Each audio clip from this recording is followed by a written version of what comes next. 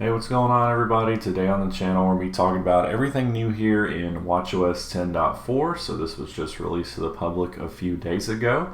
So let's go ahead and go over everything that is new here. So Apple also released iOS 17.4 as well as macOS Sonoma 10.4, and there are several new features that are included in iOS that are also included here on the watch.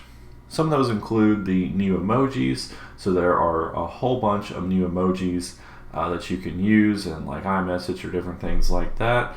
Also, speaking of iMessage, there are the new PQ3 security standard. So Apple kind of announced this about a week or so ago, talking about that. So you now have that new encryption standard with iMessage, just to make things more secure going forward. And then there's also a bunch of other different improvements and things with iOS 17.4 that are also here on the watch. So if you want to know more about those, be sure to check out my iOS 17.4 video. Of course, there are specific things here to Apple Watch. So one thing here is they did add in the new spring colors. So Apple recently came out with some additional cases. They do this every year in springtime to come out with new color selections. So if you go to your face gallery and you scroll down to the color watch face and you tap on that, and then you tap on the colors, you can see all the different colors for spring. So we hit add. You can see up there at the top, these are all of the different spring colors, spring 2024. So there are 6 different colors here for you to choose from.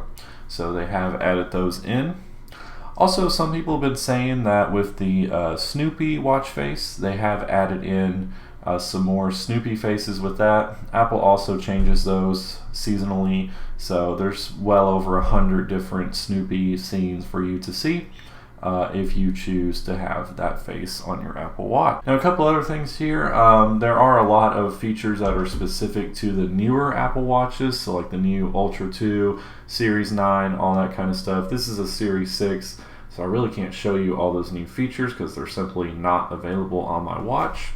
But one of them has to do with the Vision Pro. So there is a double tap feature, of course, on the new Apple Watch Ultra 2. And basically it allows you to use your finger and you kind of do this to be able to control the watch. So with Vision Pro, if you're wearing that in an Apple Watch, there was an issue kind of where the two devices could be getting confused. Vision Pro definitely could be kind of seeing your hand gestures and think you're trying to control that instead of controlling your watch. So there's a new feature that allows you to ignore double tap when you have a Vision Pro on. So if you were having that problem before, well, that issue should be fixed for you now. There's also a new feature with double tap that allows you to tap to show the full notification. So if you do double tap, you'll be able to see a full notification. So on your Apple Watch, notification comes in. It doesn't show the full thing unless you actually look at your wrist and it'll pop up. But now, if you have your watch maybe like in this position, notification comes in and you want to see the full notification, if you do the double tap feature, it will go ahead and show you that whole notification. So that can now be enabled in settings if you have one of those watches that supports that feature. Another thing to do with double tap has to do with Apple Pay. So if you're using Apple Pay with Confirm with Assistive Touch, it will require a passcode for additional security, and it will not support double tapping the side button.